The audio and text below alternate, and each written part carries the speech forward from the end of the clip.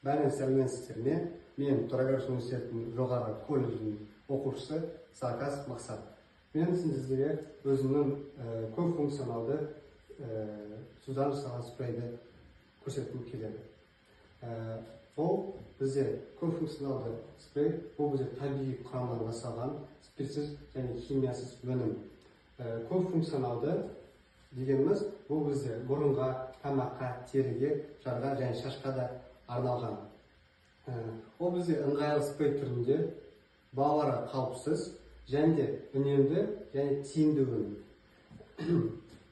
Тұтынушылар сегментін айта кетсем, бұл өзі денсаулығына және гигиенаға мән беретін адамдар, спортшылар, кішкентай балалар бар ата-аналар, туристер мен жиі жол жүретін адамдарға қолдануға болады.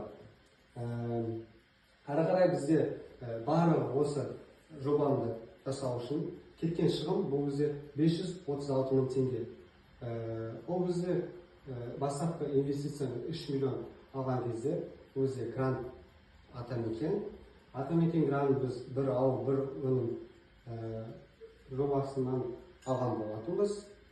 Сол себепті 3 миллион грант бөлінген болатын. Ол 536 мың ішіне шығынға бізде сертификат кіреді, салық, шикізат, қаптама және дизайн, жарнама, логистика, жалақы кіреді. Ал жалға алу бізде жоқ, себебі Торайғыров университет ғимаратында біз бұл өнімді жасаймыз. Әрі қарай бізде пайданы айта кетсем, бізде пайда айына 786 мың теңге табыс әкеледі. Ол бізде өнімнің өздік құны 450 теңге, ал сату бағасы орташа деңгейде санаған кезде 1300 теңге шықты.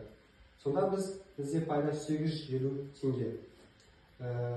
Айына 780 мың теңге пайдамыздан тағы табыс бізде бұл экспорт. Жалпы экспортты айта кетсем, бізде осы Қазақстан ішінде экспорт Алматы және Астана қалаларына жеткізіледі. Ал шетелдіктерді айта кетсем, бұл бізде Ресей, Германия және Япония мемлекеттеріне экспортталады заттарымыз. Сол себепті бізде өтемділік мерзіміміз азаяды.